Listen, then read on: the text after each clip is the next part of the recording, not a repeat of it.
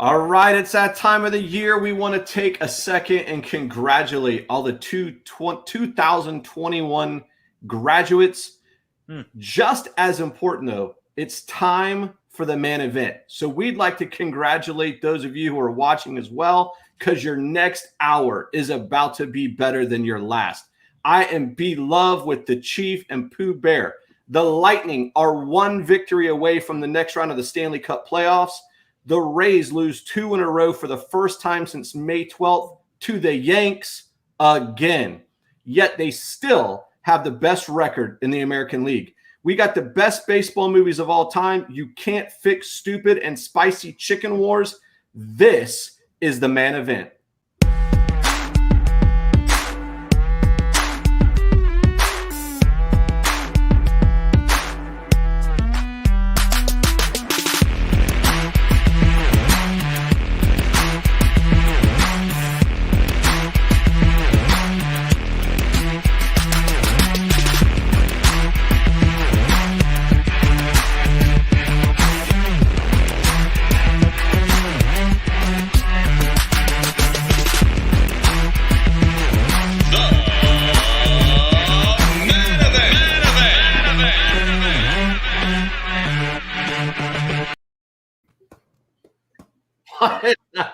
Dude, that is old school. Now that is softball hat. a throwback, man. I'm working. I was building I was hanging a hat rack in my closet earlier this week, and just going through some stuff, and I'm like, oh my gosh, look at that thing! It's a legend.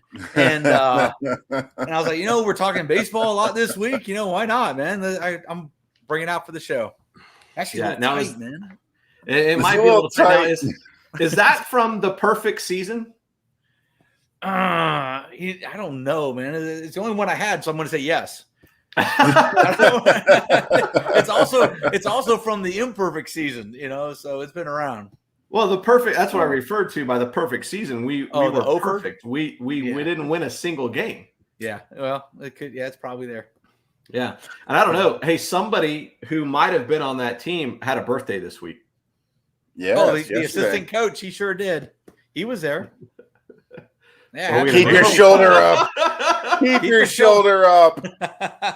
Hey, Paulie had a birthday, and Emily's birthday, his wife, her birthday is today. So happy birthday to Paulie, the car guy, and Emily. Happy birthday, Paulie. Wow. Friend of the show. That's a fabulous week right there. That hat. Week. All right, so that hat apparently was definitely too tight. It was definitely too tight, man. And, so there we go. Is it possible that as we gain weight, it gets bigger here? Dude, it's not the hair, that's for sure. I guarantee I was going to say, with less hair, it should be a little larger. Yeah. You know what I always do? You know what? I always blame it on the kids. Like a kid was wearing it, and that's what happened. I'm sure that's what happened. You're right. It got stuck on their setting. What I thought was about to happen is you were going to take off the hat to put on your headband from the Spicy Chicken Wars. Because it was getting hot. Dude, those chicken sandwich, no lie, man. My head was sweating. And, I brought the headband just kind of as a joke, but I mean, that thing really had function. It really worked. And I was thinking, I know you said you had a bit of a trouble the next day from an upset stomach. After rewatching the clips, I think maybe that undercooked Wendy's chicken. Yes, I think that was what did you wrong. That may have, because nobody else had any problems. Dude, that chicken sandwich was disgusting. I don't even know if it tasted good. I couldn't get past the rawness, and then I'm spit it out. That was bad. It was bad. Yeah, and everybody that said that kind of came down on us for not including Wendy's in the original video. Dude, there you go, man. That thing is out.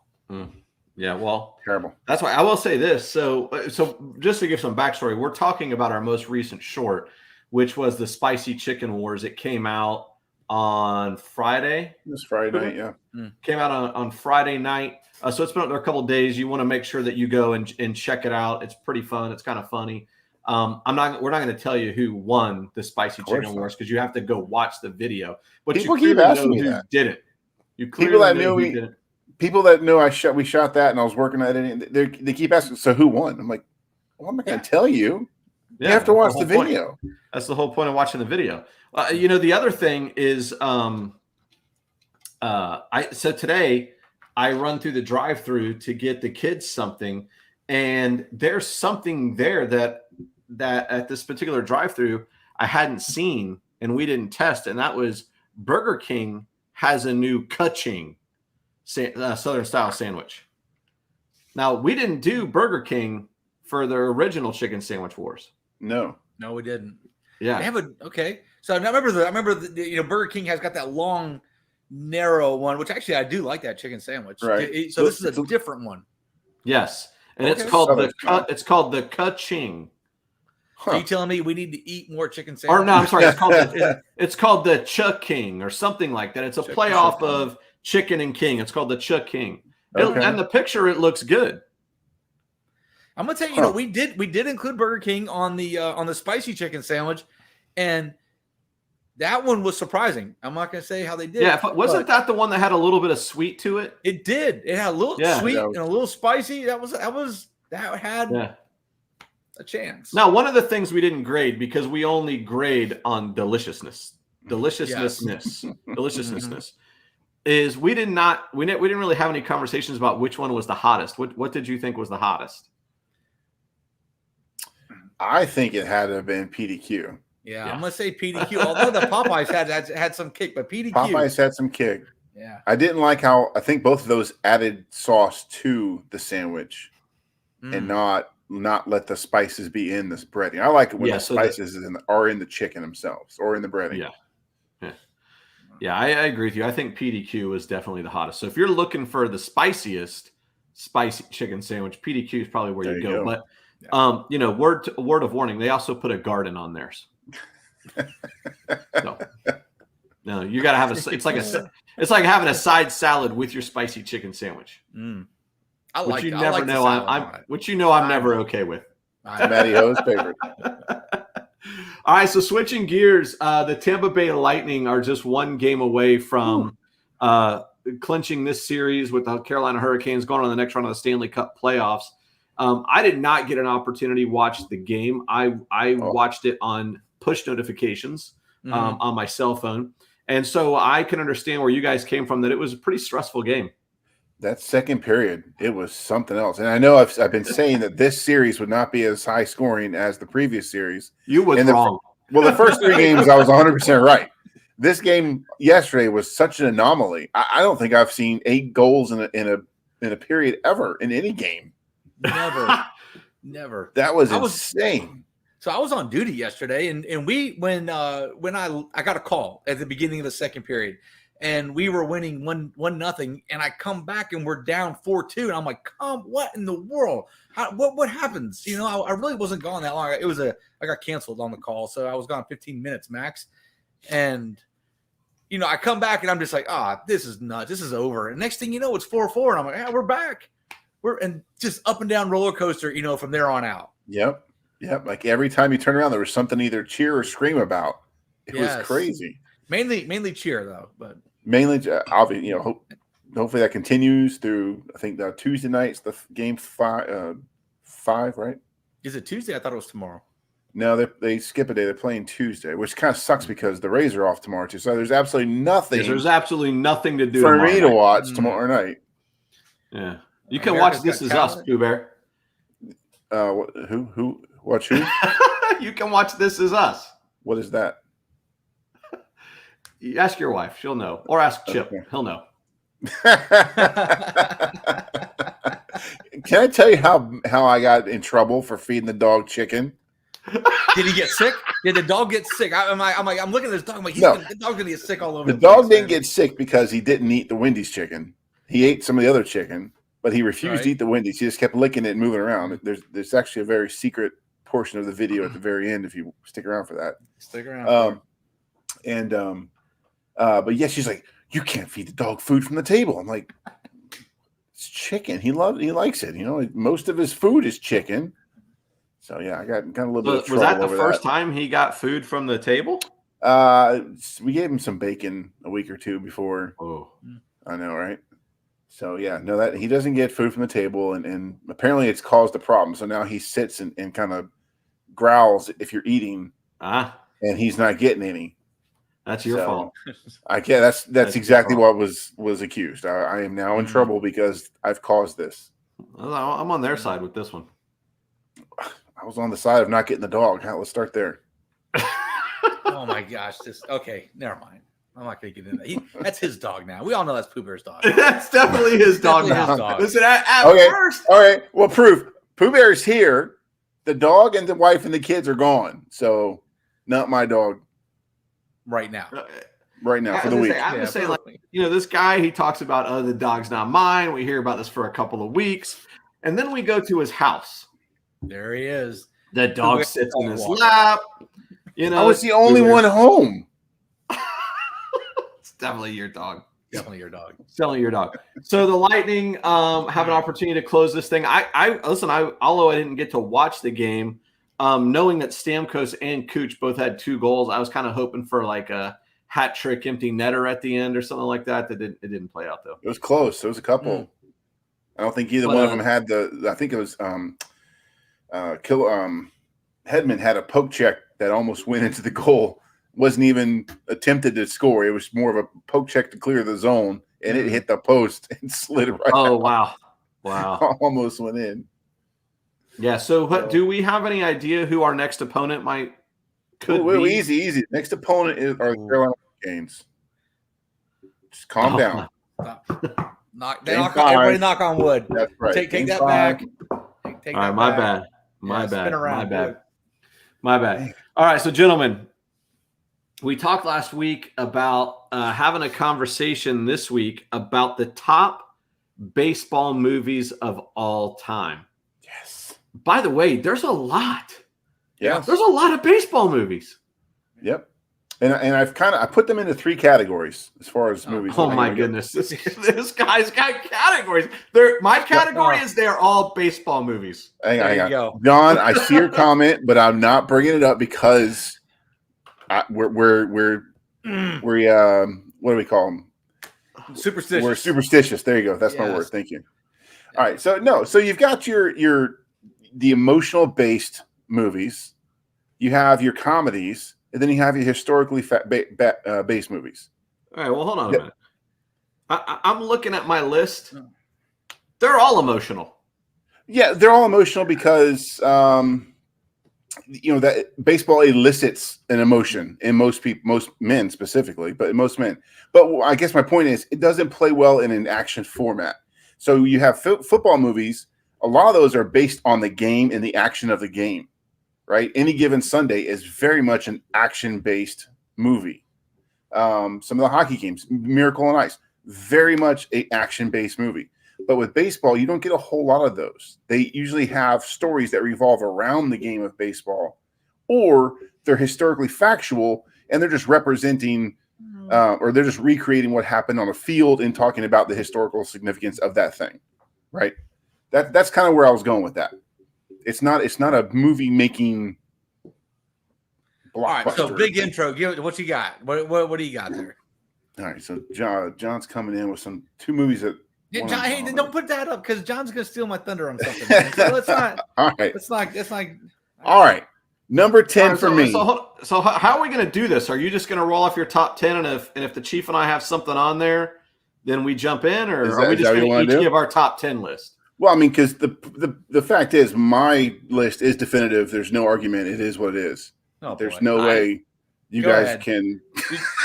In no particular order, or apparently in a very specific order. Oh, no, this is a very specific order. Yeah, I know. Go ahead. Number 10, Brewster's Millions. Wow. Not even on my list. Go ahead. Never even heard of it. Are you kidding me? Richard Pryor, John Candy. Yes. Richard Pryor's got to spend $30 million in a month. Yes. Oh, you need to watch the movie, bro. He's a Cubs player in the minor leagues. Yada, yada, whatever. All right, number 9, Rookie of the Year. Okay. That's on my list. All right. Henry Rowe-Gardner gets his arm fixed. Perfect. Number 8, keeping with the rookie theme, The Rookie. Jim Morris, Rookie Tampa Bay Rays. Right? Actual historical movie.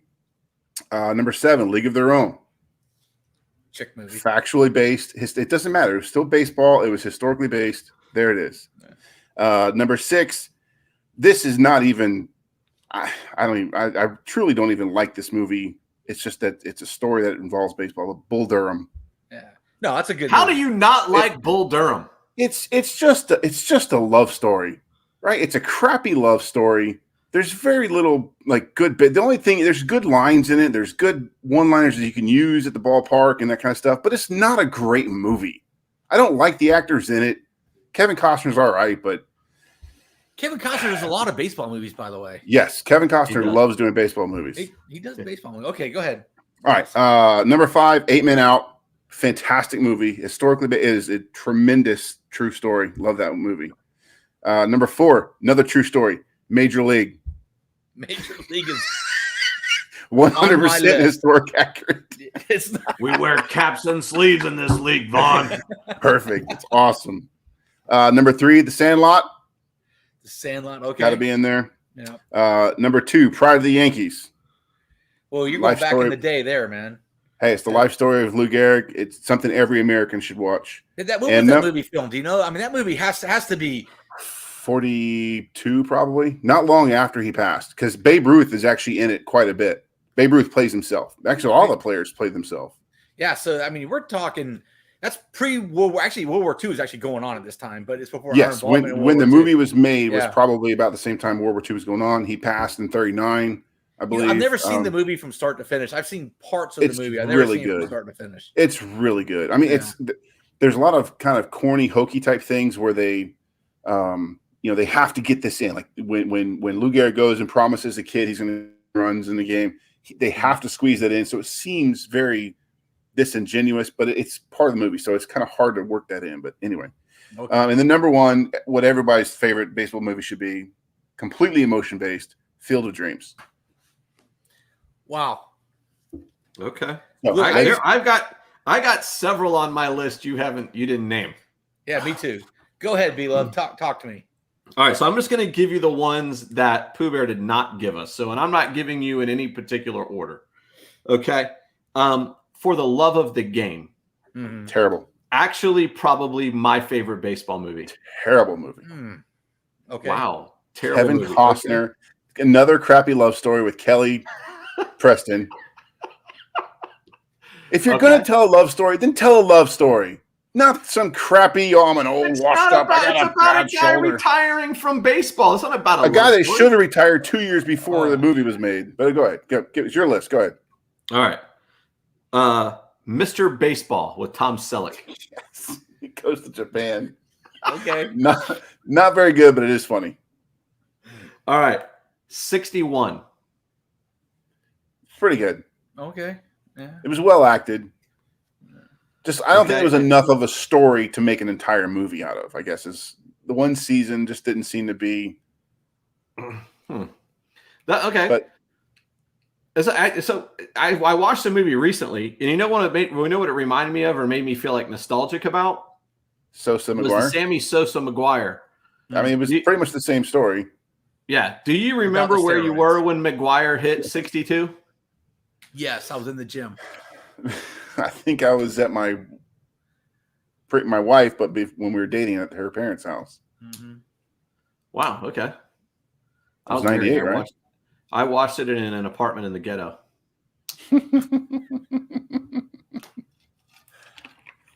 All right, What else my is last that your- movie. My last movie, not on Pooh Bear's list. Moneyball.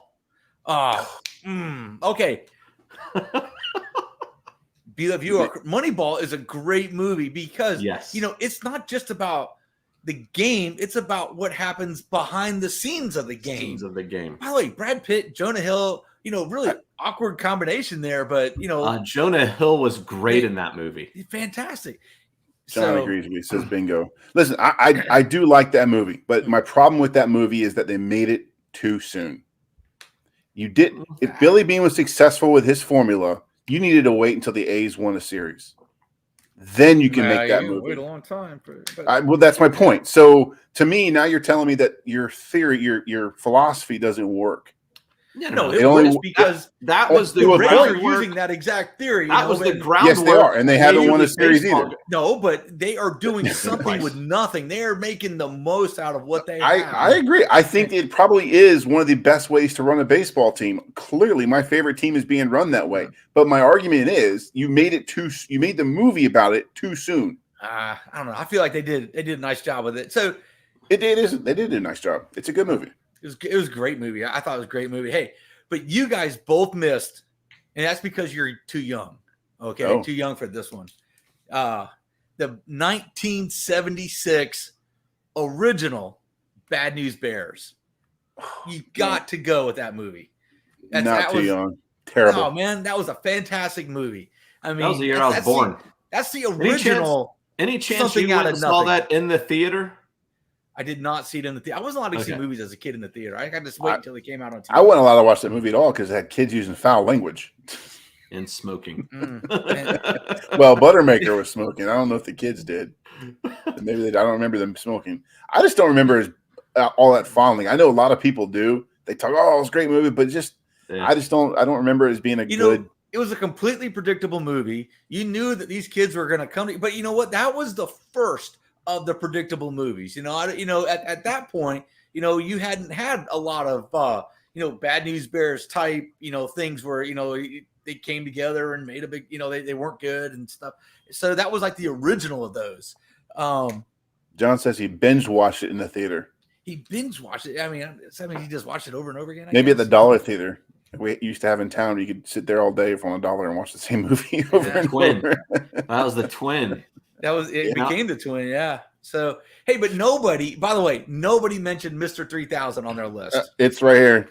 Is in my honorable have it, mentions. Is that your honorable I mention? as well as have it. Cobb. The reality of it is not a great movie. It's No. just not. It's not great, but the story is Yes, is plausible. It's a great story. What do you mean they took a hit from me? He's Mr. Three hits. Uh, I They just took love the three fact hits, that three he's such an they built that character around Barry Bonds, who at the at the time it was very similar, and it was just this kind of arrogant, you hated, love to hate the player person, and he didn't care. He loved the fact that you didn't like him. He cheered it on. So it was just it was fun. That's a fun movie. It's one of those that comes on MLB Network that puts that on every now and then in the off season. Fun to watch. By the way, probably the hokiest movie out there for baseball, Angels in the Outfield. Yes, That, no doubt. Yes, You got to be like, kid, come on, man. That's where the come on, man movie comes in. You're like, that's terrible. Yeah. come on, man. So I had one more that nobody mentioned that was on my honorable mention list, and that was Little Big League, when the kid inherits the twins. Yes. I like that movie. I don't know if it was the time when it came out and I started watching it or what, but just the fact that this kid's got it's a a little balance. slow. Yeah, It is. It's a little slow though. Like when it comes on, you can't stay and watch the whole thing because it just moves a little slow. Yep. But yeah, But when he's making, there's a lot of decisions- baseball movies out there.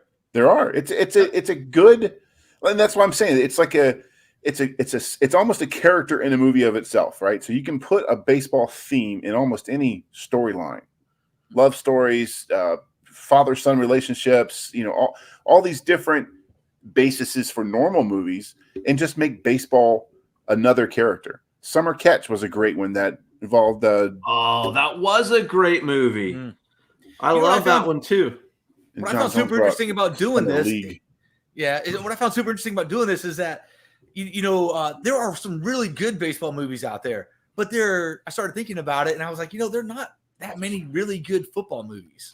I mean, It's- there's a couple. Rudy. Okay, yeah, there's a couple. We could go, but our top 10 list on football movies would be the same because there's only so many good ones out there. Whereas baseball, I only agreed with Pooh Bear on probably I think I checked 3 of the same that he 5. had. We had 5. Yeah. Yeah, so that's what I find interesting about these baseball movies. There's so many different takes on it, but yeah, I think Well, without getting into it, you got Rudy and their replacements. Oh no, we can talk football movies. No, next week. I don't want to go down that rabbit hole right now. Let's save that for football season, for preseason, or something like that. All right, August. there you go. There you go. How about this? Like, do any of you have a favorite quote from one of these baseball movies? Oh gosh. Oh, anything one of from my Major favorite, League, while anything you're thinking about it, one of my favorites is from Moneyball, mm-hmm. and it's when Billy Bean says that he hates winning or hates losing more than he loves winning. Oh, that's a good quote. Yeah, I hate losing more than I love winning. Well, the Sandlot, you've got "You're Killing Me" Smalls from the Sandlot. Yep. You're killing me, Smalls. But in Field of Dreams, catch. What is the line from Field of Dreams? Hey, Dad, you want to have a catch? Yes. That's a heartstring moment. Tugging the heartstring there. Every time Field it and somebody's they will gotten that come. into the Field room. it and they will come. That. Yep. Yeah. Just the Major League, the caps. We wear caps and sleeves in this league, Vaughn. I mean, just any of the in 8 Men Out, where he says, "Say it ain't so, Joe." When Joe Jackson's caught cheating, and disappoints a kid from the neighborhood. Say it ain't so, Joe. Oh my gosh! Tell me you're not cheating too. That was a great movie, too. That was a great. I love the historical basement. That's why probably the Yankees and 8 Men Out are so high on my list, and Field of Dreams too, because it goes through a lot of different characters that that come out of the cornfield and stuff. Those are just great. I love that stuff. Yeah, cool beans. Anything else on the greatest baseball movies of all time?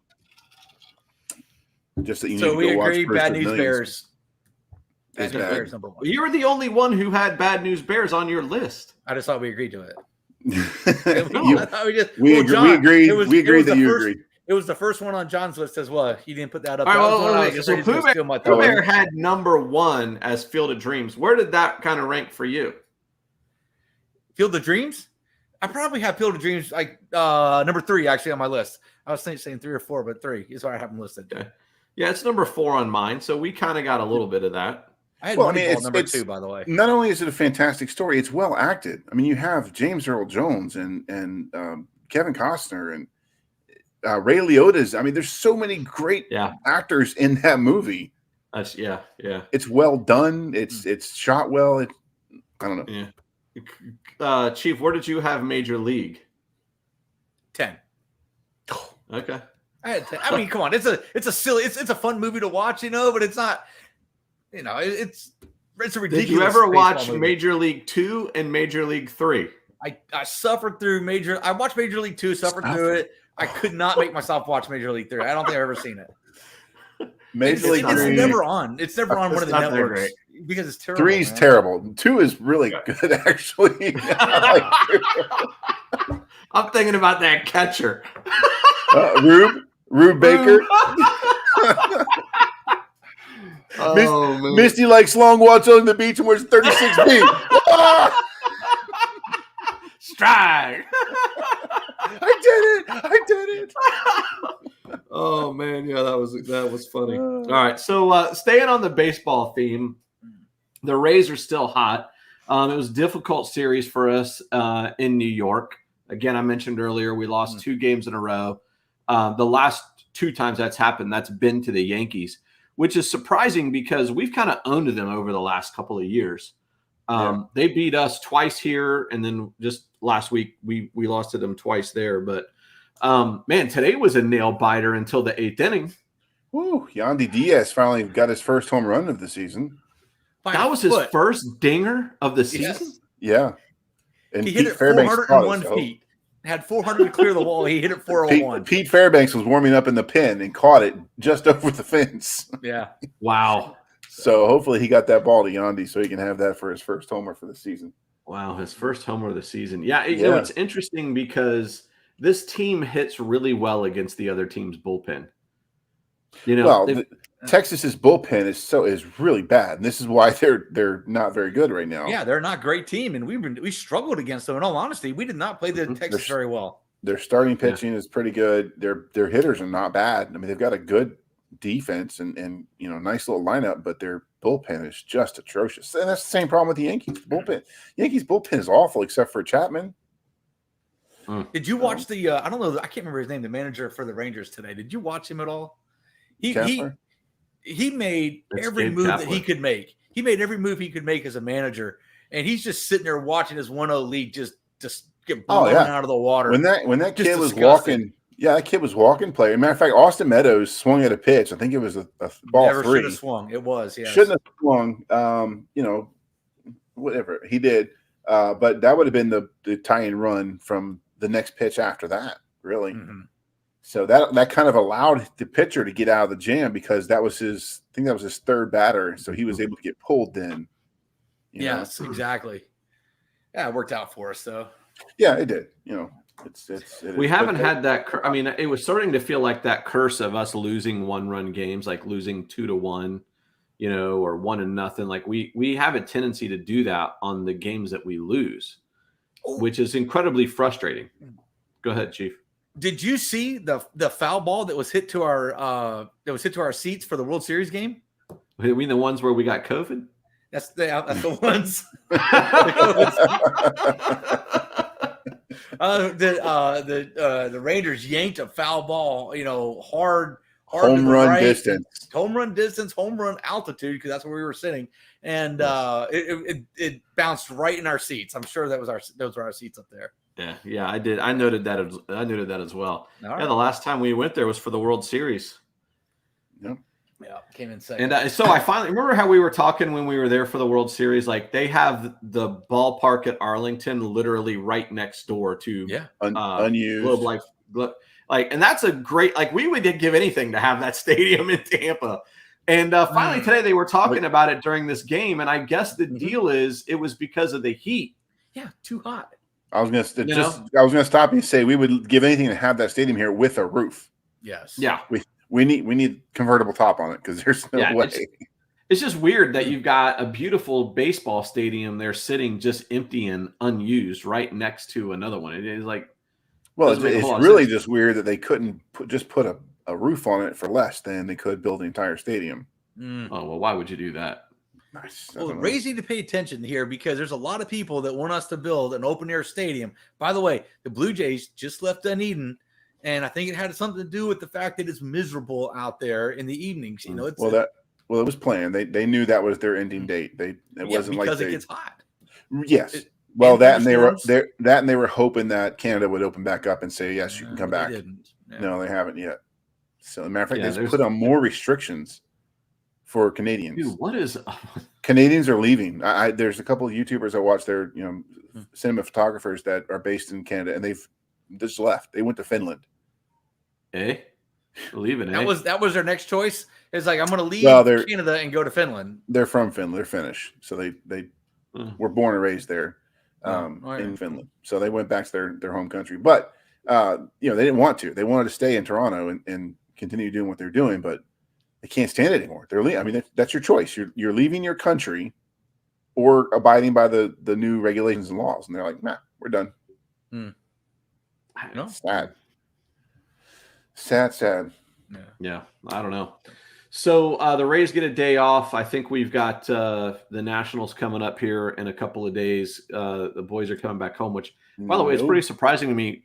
The last game we went to was Game 6 of the World Series. We haven't been to a game since. Nope. I'm ready to go. I'm available to go, but I did try to go to Dunedin, by the way. I wanted to go see the Rays in their last stands. Dude, ticket prices were out of control. They were like $150 a ticket, and I was like, I don't want to see them that bad. Yeah. Yeah. Well, my friend Andrew's here in town, and he was talking about maybe going this week, and he was doing the same thing. He's scrolling through SeatGeek and looking at ticket prices, and he's like, nah, this is like 4 times as much as I used to pay. Why isn't it? Aren't we back to full capacity yet?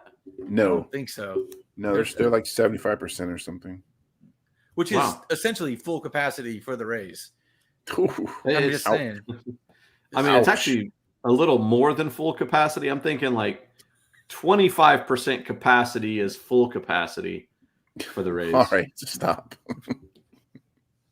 It doesn't. I mean, listen, the broadcast on TV you can't beat. It's like I got a buddy of mine was trying to get me to buy season tickets for the Bucks, and I'm like, you know what? Like, my couch has air conditioning. I got a big screen TV. Right. We make pretty good food, and I'm going to keep those seats. Those are good ones. Yeah, like where we normally sit. I got my assigned seat at Pooh Bear's house. I got my assigned seat at the Chiefs' house. I got my assigned seat at my, like, you know what I'm saying? Those are my seats. Our preferred seats at Tropicana Field that we normally would pay 16 to, I don't know, 25, depending on who was coming to town. Right now for the Nationals are 52. Wow. That's crazy. During the week, by the way, during the week on a Tuesday and a Wednesday. This is what day is this? June 8th. So that's what, Wednesday? Day 6. Yeah, I don't know. Tuesday. So Tuesday. Last week the All-Star ballots came out. All right. So we got the team with the best record in the American League, right? We were talking kind of in the green room. The team with the best record in the National League right now is the San Francisco Giants. And we were talking about it because Longo just sustained an injury that's going to have him out 4 to 6 weeks. And none of us realized that he leads the Giants in batting at 280. Right, batting average at 280 and has the most hits. And I think he's like number 2 on the team in RBIs. And I don't know, he's hitting 9 or 10 home runs. But anyways, the point we were making was who on the Rays is an all-star? We got the best record in the American League. So for me in the voting, I was able to vote honestly because I pad a couple of ballots and then I vote honestly, like, because I don't like voting for Rafael Devers at third base. Right, he plays for the Red Sox. He's having a tremendous offensive season, terrible defensive season. He sucks as a third baseman, but he's a really good hitter. But 3 of the ballots I voted for Joey Wendell, who you could make an argument could be an all-star at third base with his batting average and some of his other OPS stats. But Devers deserves to be there. So I have multiple. I do the fan ballot and then the sensible ballot. But so with Joey Wendell, then I also Austin Meadows is definitely a word that deserves a vote. The problem with him, he's on the ballot as a designated hitter, not as an outfielder. So you can't compete. He's hard to compete with anybody, but he's up against Shohei Ohtani, who is arguably a better best player in baseball right now. Right. Yeah. So listen, it's tough. I got a problem with your ballot, and I know you got more to say, but I got a problem with your ballot system right now. Talk to me. The Major League Baseball is never going to give the main event a vote for the Hall of Fame after they just heard what you said. Why? Right? Now, traditionally, it's the Baseball Writers of America that have the Hall of Fame ballots. And I would think that it would be in their best interests to eventually give us a vote. Of course. But why you're only going to vote for Carl Crawford and Jose Lugo and Aubrey Huff to be in the Hall of Fame. During the 2021 All-Star ballot, yes, that's who I'm going to vote for the players I want to. But then I also have a sensible ballot. So I mean, it doesn't make. So basically, your one ballot offsets the other. Well, you get 5 per email address. You get 5. So I do 3 as a fan and 2 sensible. He broke down his movies into category as well. So I really don't expect anything less. I love categories. Who else do you have here? Because I'm okay with Wendell, but the only other player I feel the only other offensive player I feel deserves an all-star look or even an argument is Zunino at catcher. He's arguably because his home runs because he hits home runs because of his OPS. It is the best. Okay. Is the second in the AL for catchers. Dude, he's batting less than 200. Okay. What catches are he up against? Do you know? In their batting? The only other one that's any better is Salvador Perez. You know what I find interesting is that catchers. What about the kid? Wait a minute. What about the kid in Chicago, the Chicago White Sox guy? Yerminator, who just got a fantastic haircut. He just got his name inscribed into his head in a haircut. It looks fantastic. Hey, Chief, I think I should do that for vacation next week. We'll just write it in with a crayon or marker.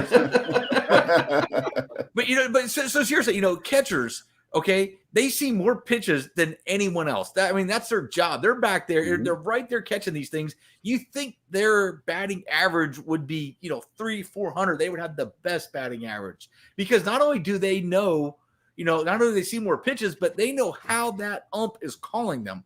They should, when they're standing up there and they see this pitch coming, they should be saying ball, not a ball. They know because they've been doing it all day, but that's not the way it is. These guys are struggling to hit 200 for some reason. So your argument. So I would not have thought Zunino either. No, but I believe offensively he's among the best catchers. He has the best stats in the American League. He has the most home runs for sure. Yes, among catchers. I think he's. But how about this? He's also catching for the lowest ERA. There you go. In the American League. Like the Rays, specifically their bullpen, has the lowest ERA in the American League, and he's the primary catcher. So if you look at both roles, is Zunino an all-star? In my opinion, yes. In my opinion, you could make it. I can listen to an argument for Salvador Perez, and I can listen to an argument for you don't even have Yerminator as a catcher. He's going to be listed as a designated hitter for the White Sox, even though that is his position. But so they got Yasmani Grandal, who's pretty good. And you've got Austin Meadows also listed as a DH. And to your point, against Shohei Ohtani, that's going to be tough. Because I would agree with you. I think of anybody on the Rays, Meadows deserves the All-Star nod. Well, now we're talking voting because if we're going to include pitchers in this, I have two pitchers that I'd like to talk about. One is Glasnow. I think Glasnow, he's leading. I'm not sure he's leading anymore in strikeouts or not, but yeah. But Rich Hill, let's face it, this is Rich Hill's possibly his last chance. Where did this guy come from? I have no idea. Where did this guy come from? Whatever Tom Snyder does. Whatever he's telling these guys in there, dude, he's telling them flat magic because he's making something out of nothing every year. He's the pitcher whisperer. He is the pitcher whisperer. He comes out there, they do a little talk on the mound, and Tom does. Next thing you know, it's all fixed. I have no idea how he does. I listened to a podcast on. I'm trying to remember who it was. I think it was Charlie Morton. One of the pitchers that was here in the last 5 years that had not been productive at his previous stop or two, and comes to Tampa and all of a sudden is able to find the magic again, right? Yeah. I think it may have been – no, it wasn't him. Anyway, doesn't matter. So, but that's the point. So the pitching staff here, the coaching staff, takes a look at what you can do, what you are strong at, what you may be missing, and they truly coach your strengths. And they tell you, they don't want you to pitch. They won't put you in a bad situation where if you have a terrible average against lefties, you're not going to be pitching to too many lefties. They have these. They use the sabermetrics from Moneyball. He's terrible at night games at home. He's tremendous on the road in domes on Thursdays. So they use those metrics and put you in those situations to be able to get the best out of you. Mm-hmm. I think that's the secret. And they do things that we don't want to see, like pulling pitchers second time or third time through the order. How many of you were surprised to see Yarbrough go the distance the other night? Yeah, how about that? He hasn't had a designated role all season. He's been an opener once or twice. He's been the long guy after the opener a couple times. But here, this guy comes in, he throws 9 innings. We haven't had a complete game. I don't know for sure, but I'm going to go with James Shields pitched the last complete game for the Rays, and probably 16 or 17. They listed it was. I think it was Cobb. Actually, we talked about Cobb earlier in the game, but I think it was Cobb was through the last complete game. It was like 5 years ago though. It was a while. So where does Chris Archer fit into things coming back pretty soon? He's got to come back first. Well, he's slated to come back here before the All-Star break in the next couple of weeks. With the Rays pitching as well as they are, you got a Sheriff pitch lights out today, and he took essentially some head leave. Like, I got to get my melon right. Right. Took time away from the game. But comes back. He's pitching really well too. I don't know. These boys look, these guys look pretty good right now. Yeah, they've got. They're games, going to have 60 games in. They'll have some decisions to make, but this is what this staff does the best. They put the best players in the best situations to succeed. So they'll figure it out. Well, I like what they did in today's game. I think today was Glasnow would have been his rotation start. And they said, we're going to sit Glasnow and we're going to let him, because we're not playing Monday. So he's going to get a couple of extra days of rest. There's a lot of baseball to play. Yes. And I thought that was an interesting, because he's obviously our best starting pitcher. And, you got to feel that's your best chance to get a W, is to put him on the mound as often as possible. Big decision there. Worked out just fine for us. Agreed. Yeah. We held him to one run. Held him to one run. Yeah, absolutely. And that may be one of those things where they didn't like the way he pitched in Texas last time, which was probably in the World Series. Or they didn't like the matchup of a day game after a night game. Who knows? Who knows? Right. They've got all those metrics that we talked about. The only thing I would call, and again, the Rays would know more about this than I would, but a lot of times I know pitchers like to have that that schedule. Hey, it's my day. My body feels like it's my day to pitch, and that can probably be very difficult for them to not pitch when it is their day. And tomorrow may be a bad day for him when he wakes up thinking this is my rest day, and it's going to be a pre-start day. So that's the only thing I would say. But again, I'll leave it to the coaching staff to recognize whether or not that's a thing, or if he needed it, whatever. All right. So final word. Appreciates that. I'm sure they appreciate that. Yeah. So final word. Glasnow All-Star or not? Oh, Glasnow's definitely an All-Star. He's leading the league in strikeouts. He'll definitely be an All-Star. Meadows All-Star or not? No. Yes. He will make the All-Star roster. I like Meadows, but I don't think he's an All-Star. He will make the All-Star roster. All-Star or not? Will make the All-Star roster. I'm writing this down. Zunino will. Zunino is his name. And did we have anybody else? Wendell. He's a no for me. Well, yes, he's probably not going to make the lineup because of the other Joey third Wendell's. baseman. Right now his batting average is 287. If he was over 300, he might have a chance at it. G-Man Choi would have. I think G-Man Choi's not going to get it because he's hurt again. He's hurt again, and it took him a while to get into the game. But G-Man Choi, he's a fantastic first baseman. He's still batting over 300. I think he would have been a great option for us, but he won't be there. Yep. All right. Now, all right. So I'm just going to say that I wrote down the 3 players I think will be on the All-Star roster. I think you could probably have another relief pitcher in there as well, like a Pete Fairbanks or this Firehausen guy. I don't think he's got enough pitches to. But these three will make the roster. Whether or not they start, I don't think any of them are going to start, but they will be on the roster. All right, that's my marking it down. Well, when it comes down to it, like a lot of these guys end up getting an All-Star nod because somebody decides not to play. There you go. Or or something like that. So who knows? Especially pitchers. All right, Pooh Bear. Time to go to work. Cue it up. Yep. It's time for your favorite segment. You can't fisk stupid.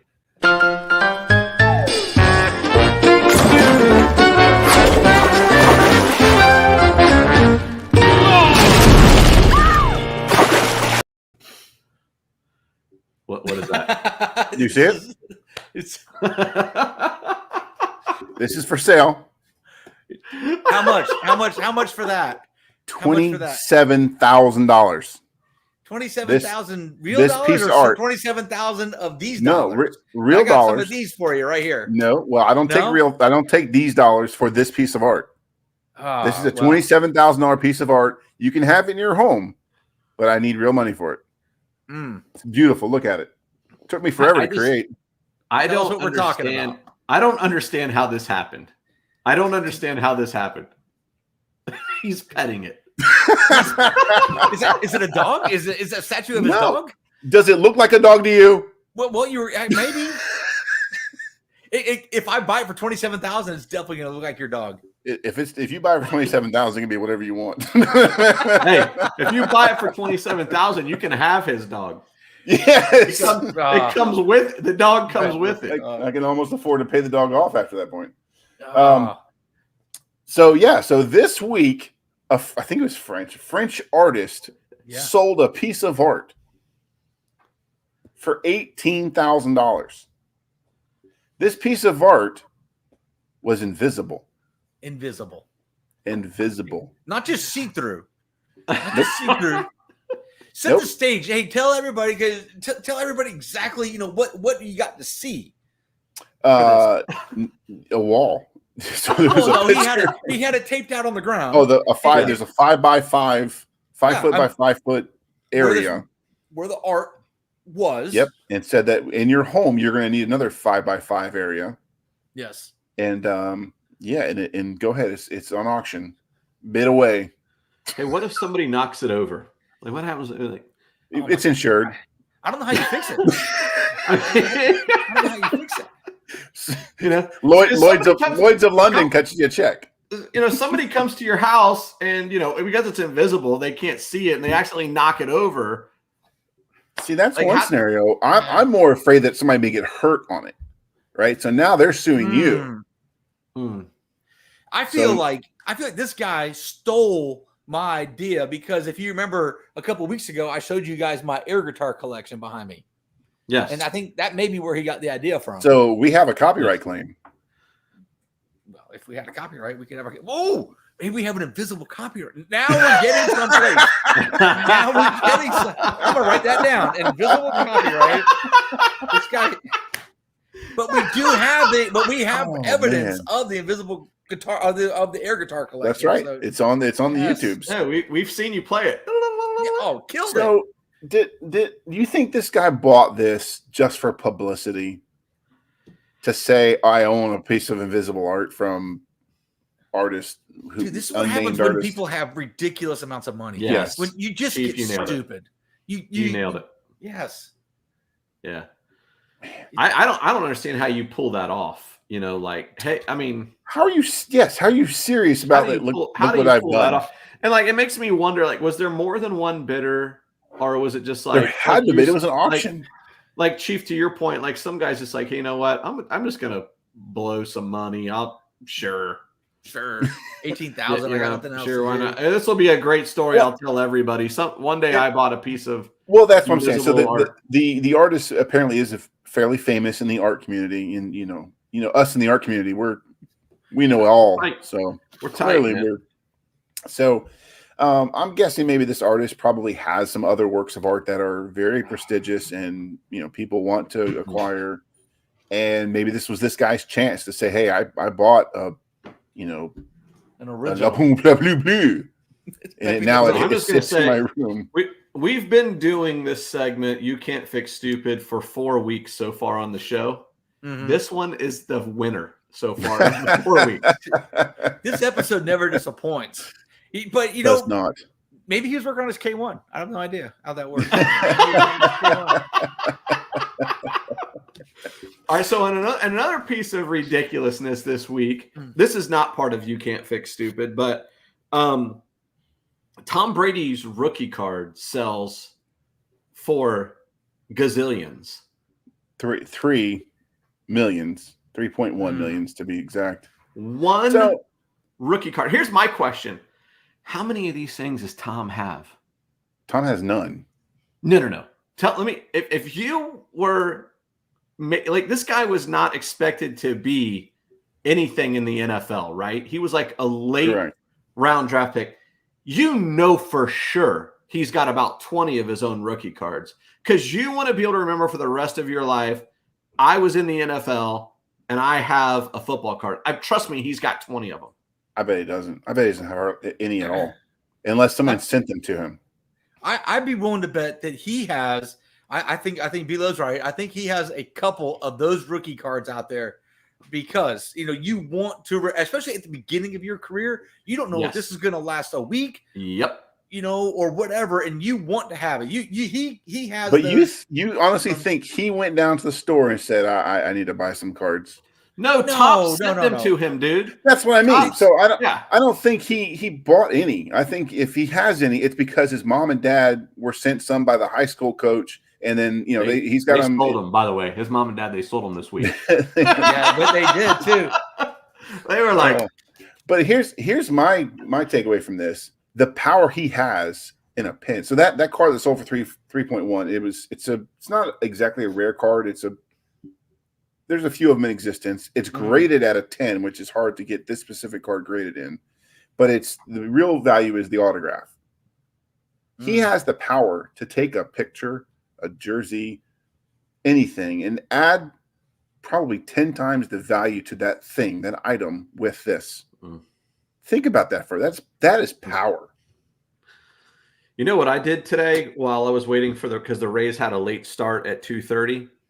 They were playing on the NFL Network the Bucs playoff game against the New Orleans Saints when Tom Brady retired Drew Brees.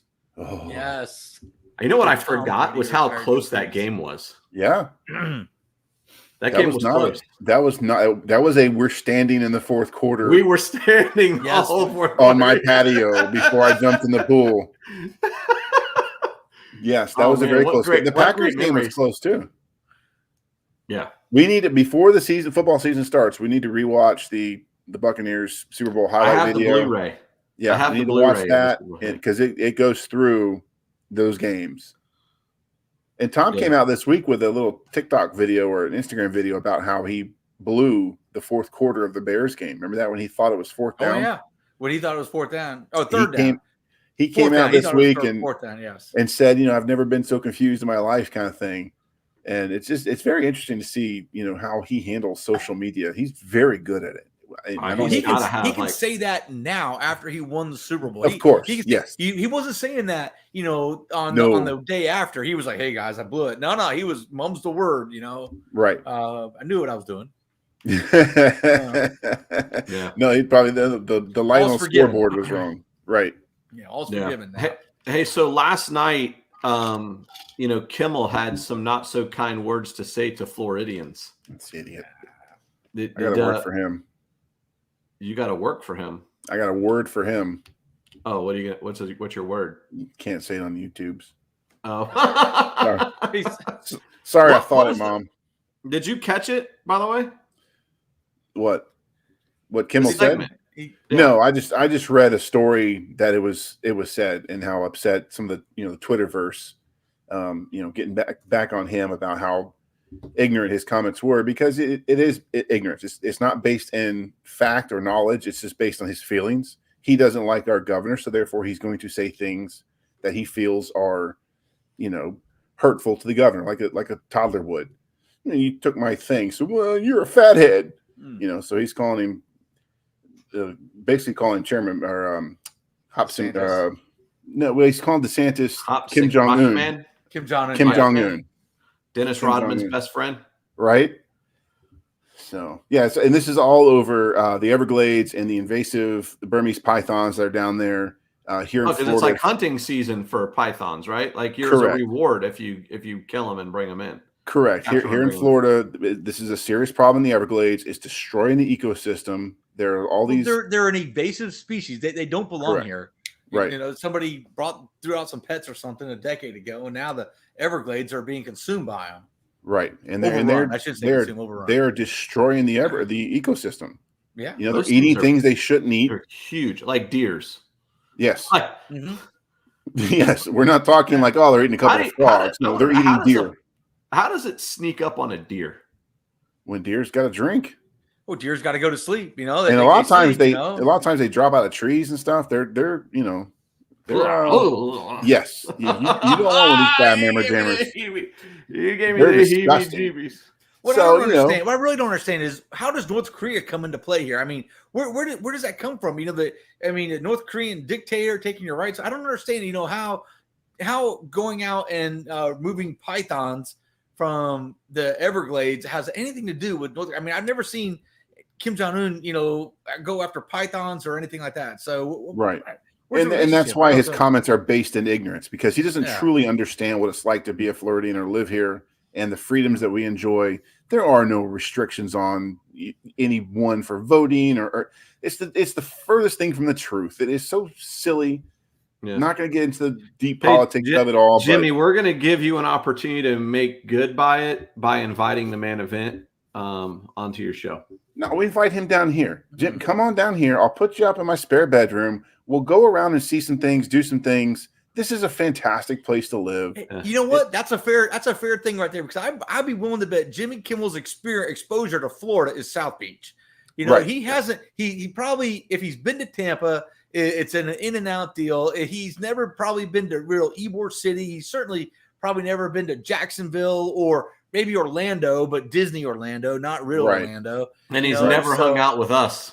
He's never hung out with us. So no, but he's not going to take us up on that. He's not interested in having his mind changed. He's just interested in pointing fingers and saying bad things about people he doesn't like, hoping they don't get elected to a higher office, which is his goal in this year. Dude, how about this? The worst bad luck I've seen in a while. John Rahm yesterday. Oh. This is just yesterday. What was this it? guy has a 6-stroke lead at the end of the third round of the Memorial. Of the tournament he won last year. So he's more than capable of winning this tournament. He was killing it all week. 6 strokes in golf on Sunday is like 10 runs in baseball. You could dial it in, play par golf, and probably still win. Right. So tell us what happened.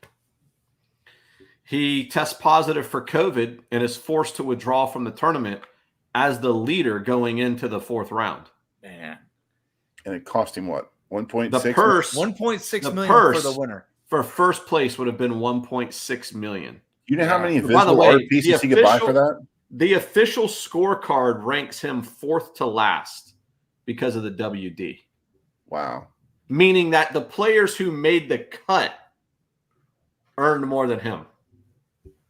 I'm sorry, that missed the cut. The players that missed the cut. Well, the players that missed the cut don't get paid Thursday. They're out of the money, right? They're out of the money, yeah. Wow. Can you imagine?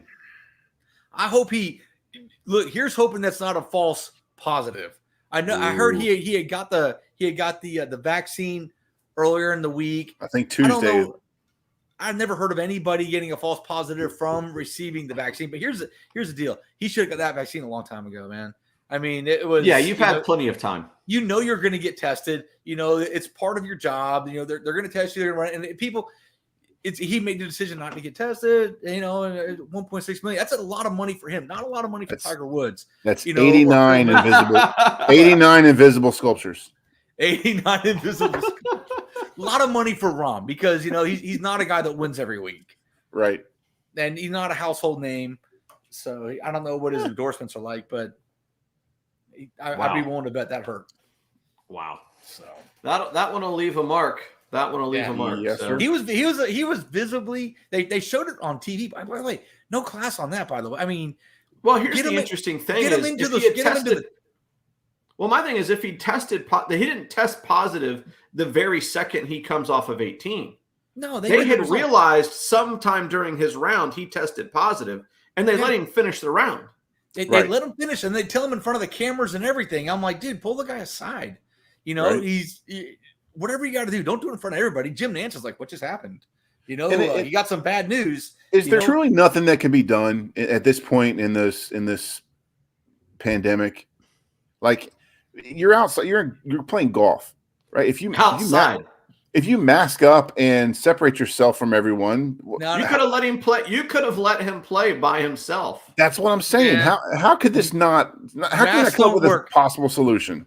Masks don't work. Fauci's email said so. We all know that masks don't work. They do have a rule in place. If you test positive, you can't play.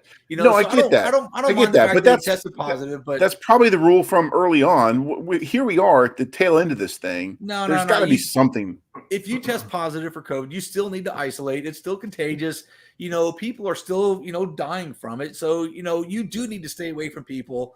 we're a lot of people are letting their guard down now, but I think the people letting their guard down, right? So most when he people like me and B-Love who've been vaccinated, the other guys and are had doing COVID. and had COVID. COVID yes. Superman. Everyone else COVID are still playing Russian roulette with it. But what I'm saying is, as you're coming through to play around, eliminate the fans from the area. You're only playing with your caddy. You can keep him 6 feet away. Yeah, there's got to be something that could have been done. That's my point.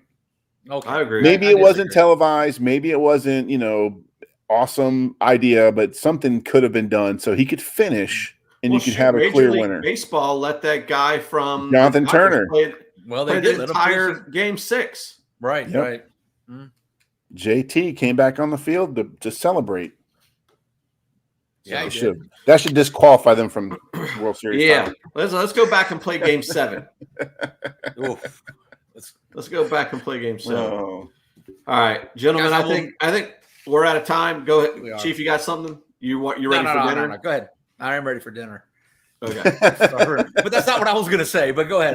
Well, no. Go ahead. What were you going to say? Go I ahead. was just going to say that I'm probably going to miss next week. Though that's all I was going to say. We're pre-recording. No loss. We got some people traveling. We're gonna pre-record. Next week we'll be pre-recorded for your viewing pleasure. So the stories may not be the latest and greatest when they post on Sunday night, but I think I've got an idea. I think I've got an idea for some filler time. I think we can probably insert our first segment that has been in the can for a while now. We can introduce that. All right. With Chef Javi. A good time for that. Yep. The one with Chef Javi. So we'll be back next week to do that. Go ahead and subscribe to our channel if you haven't done so already. It costs you nothing. It helps us out a ton. Like this video to help the algorithm and analytics of YouTube that nobody can figure out. And we will see you again this time next Sunday, 7 o'clock. Till then, say goodnight, Chief. Good night. Good night.